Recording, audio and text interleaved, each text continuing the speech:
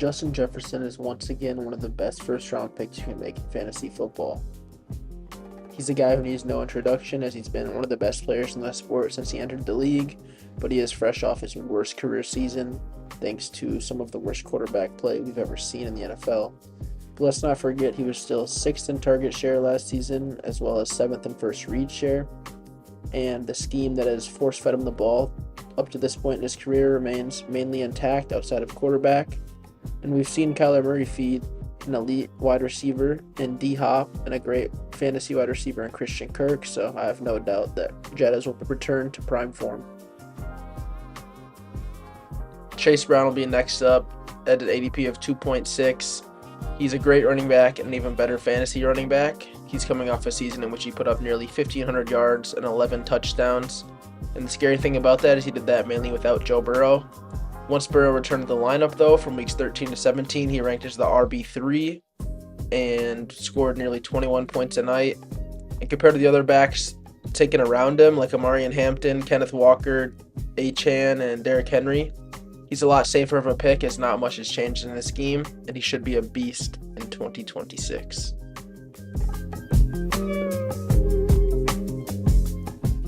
Javonte Williams will be the next running back on this list, sitting at an ADP of 3.11.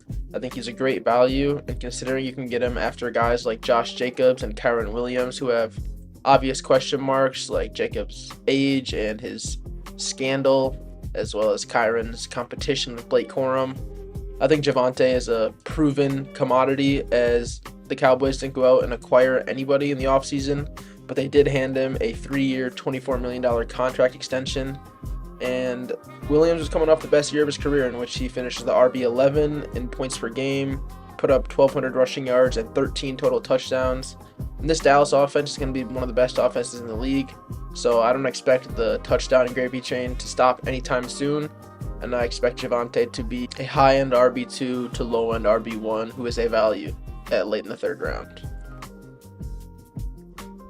Ladd McConkey is my favorite pick in the fourth round, sitting at an ADP of 4.6. Obviously, we're all aware of his monster rookie year, in which he finished as the fantasy wide receiver 13 and posted a yards per out run in the 92nd percentile, but he heavily regressed in 2025.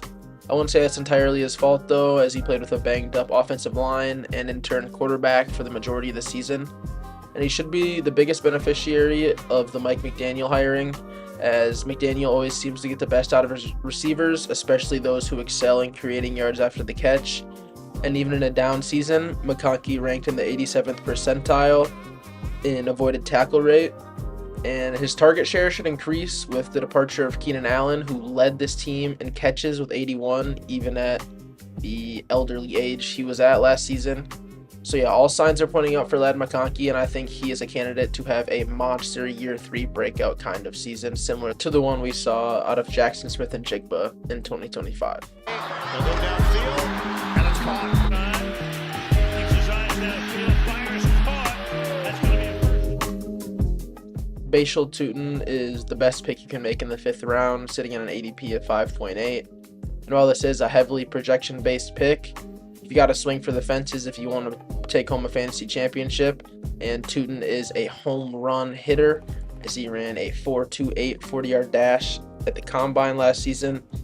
And while he didn't put up really many counting stats at all, as he played back up to Travis Achane now left for New Orleans.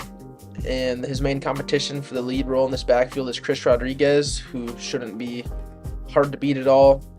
Tutin was elite even in his limited touches last year, ranking 5th in rushing success rate, 11th in missed tackle rate, and 17th in yards after contact per attempt.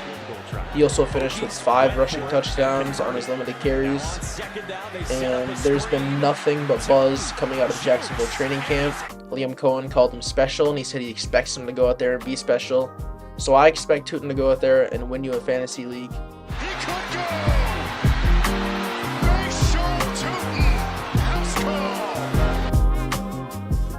The reigning Super Bowl champions first-round draft pick, Jadarian Price, is the best pick you can make in the 6th round, sitting at an ADP of 6.4. He should come in and get pretty great production right away, as Seattle ran the ball 405 times last season, which ranked as the league's 3rd highest clip in rush attempts per game. Obviously, Kenneth Walker left this team to join the Kansas City Chiefs, and Zach Charbonnet tore his ACL late in the year, so he should miss the first couple weeks of the season. There have been some rumblings that he'll be good to go for week 1, but that would be quite the comeback as he tore his ACL in the playoffs. Looking back at Price, though, he reminds me a lot of a Nick Chubb, and no, it's not just the number similarity as they both wore number 24, but the way he runs, he's a power and speed guy, and while he didn't run the best 40-yard dash, I think he's a guy who his speed translates more directly on the field than just in a 40-yard sprint.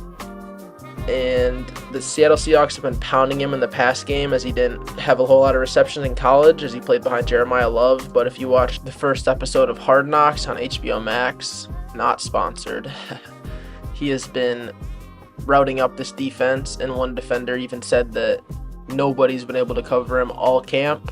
And he's also been toting that rock throughout training camp, running all over the league's best defense from last season. So I think there's a lot to like here, and he should be a great value in the middle of the 6th round. Moving on to the 7th round, for my money, Kyle Pitts is the best pick you can make, as he's fresh off his best fantasy season to date, where he finished the tight end 2 overall. And while this finish may have been a result of other top tight ends getting injured throughout the season, Kyle's situation has only improved throughout the offseason, as Atlanta brought in new head coach Kevin Stefanski, who is a considerable upgrade as a play caller, and he has led offenses in the past that have been great for fantasy tight ends, as we've seen David Njoku be elite, and then more recently Harold Van Jr. last year, who led the team in targets.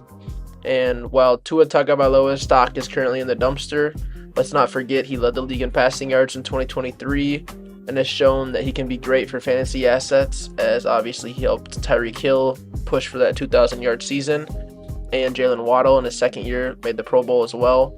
So all signs point to Kyle Pitts being great once again and being the mitochondria of this offense. If you know, you know.